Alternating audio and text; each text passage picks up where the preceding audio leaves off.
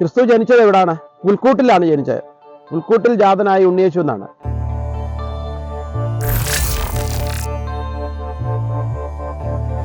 നമസ്കാരം. ലോകമെങ്ങും ക്രിസ്മസ് ആഘോഷിക്കാനുള്ള തിരക്കിലാണ്. പുൽക്കൂട്ടിൽ പിറന്ന വിശ്വമാനവികന്റെ ഓർമ്മകൾ പുതുക്കി നാടെങ്ങും പുൽക്കൂട് ഒരുങ്ങുകയാണ്. ആഘോഷവേളയിൽ യേശുക്രിസ്തുവിന്റെ രൂപത്തിൽ കരനെൽ കൃഷി ചെയ്ത് അമ്പരപ്പിക്കുകയാണ് ജൈവ കർഷകനായ പത്തനംതിട്ട പുല്ലാട് വല്യകുളത്തിൽ അജയകുമാർ. ക്രിസ്തു ജനിച്ചത് എവിടാണ്? പുൽക്കൂട്ടിലാണ് ജനിച്ചത്. പുൽക്കൂട്ടിൽ ജാതനായ ഉണ്ണിയേശു എന്നാണ്. അപ്പം പുൽക്കൂട്ടിൽ ജനിച്ച ഉണ്ണിയേശു പ്രകൃതിയുമായിട്ട് ബന്ധമുണ്ട്. എല്ലാ ഭാരതത്തിലെ സങ്കല്പം എല്ലാം ഈശ്വരനെ പ്രകൃതിയുമായിട്ട് ബന്ധപ്പെടുത്തിയാണ്. അപ്പം ക്രിസ്തുവിന് വലിയ പ്രാധാന്യമുണ്ട്. പശുത്തൊഴുത്ത് ജനിച്ചുകൊണ്ട് പ്രത്യേകിച്ച് ഞാൻ ചെയ്യുന്നത് പശു അധിഷ്ഠിത കൃഷിയാണ് ചെയ്യുന്നത്. അതുകൊണ്ട് ക്രിസ്തുവിൻ്റെ പടം ഞാൻ വരച്ചു. അത് എൻ്റെ ഉള്ളിൽ നിന്ന് വന്ന ഒരു ഉൾവിളിയാണ്. അജയന്റെ വീടിനോട് ചേർന്ന ഫാമിലാണ് നാടൻ നെൽവിത്തുകൾ കൊണ്ട് യേശുദേവന്റെ ചിത്രം വരച്ചുള്ള കരനെൽ കൃഷി പച്ചപിടിക്കുന്നത്. മലയാളത്തിന് നഷ്ടമായ പരമ്പരാഗത നെൽവിത്തുകൾ കൊണ്ടാണ് ഈ കരനെൽ കൃഷി എന്നതാണ് പ്രത്യേകത.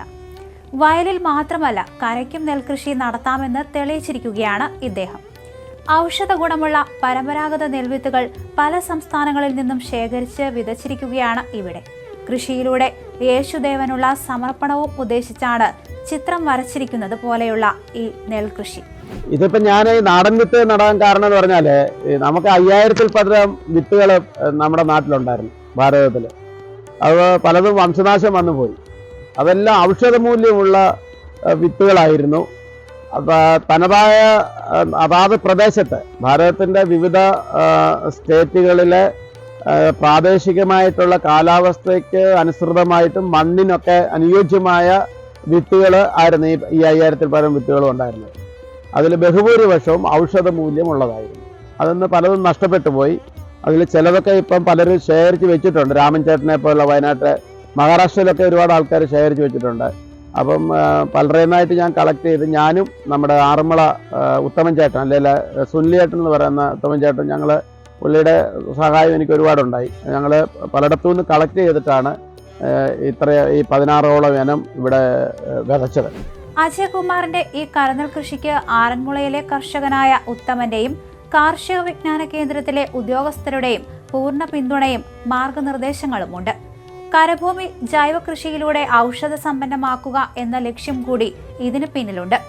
ആയുർവേദ ചികിത്സയുടെ അവിഭാജ്യ ഘടകമായ പരമ്പരാഗത നെൽവിത്തുകളായ രക്തശാലി മുതൽ കൊടുക്കണി വരെയുള്ള 20ഓളം ഇനങ്ങളാണ് ഇവിടെ വിതച്ചിരിക്കുന്നത്.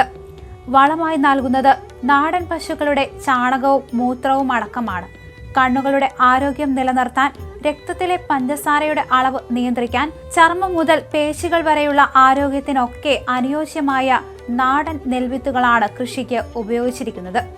ഈ വ്യത്യസ്തമായ കരനെൽ കൃഷിയെക്കുറിച്ച് അറിഞ്ഞപ്പോൾ കാണാനെത്തിയ ഡെപ്യൂട്ടി സ്പീക്കർ ചിറ്റയം ഗോപകുമാർ കൃഷി വകുപ്പിനെയും സർക്കാരിനെയും ഈ കൃഷിയെക്കുറിച്ച് പഠിക്കാൻ അയക്കാമെന്നും അതിനുള്ള ശ്രമങ്ങൾ നടത്തുമെന്ന് ഉറപ്പും നൽകി.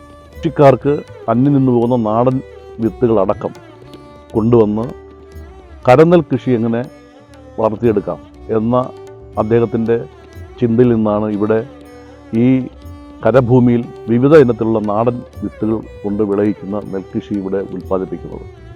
കാർഷിക മേഖലയിലുള്ള അദ്ദേഹത്തിൻ്റെ ഈ പരീക്ഷണം ഒരു പുത്തൻ ഉണർവ് നമുക്കെല്ലാം നൽകും. ഇതിനെക്കുറിച്ച് പഠിക്കുന്നതിന് കൃഷി വകുപ്പിലെ ഉദ്യോഗസ്ഥരെ അടക്കം ഇവിടെ കൊണ്ടുവന്ന് ഇത് എല്ലാവർക്കും മനസ്സിലാക്കി കൊടുക്കാൻ കഴിയുന്ന തരത്തിലേക്കുള്ള ഇടപെടൽ തീർച്ചയായും എൻ്റെ ഭാഗത്തുനിന്നുണ്ടാകും. അജയകുമാറിന് എല്ലാവിധ ആശംസയും ഞാൻ നേരുന്നു.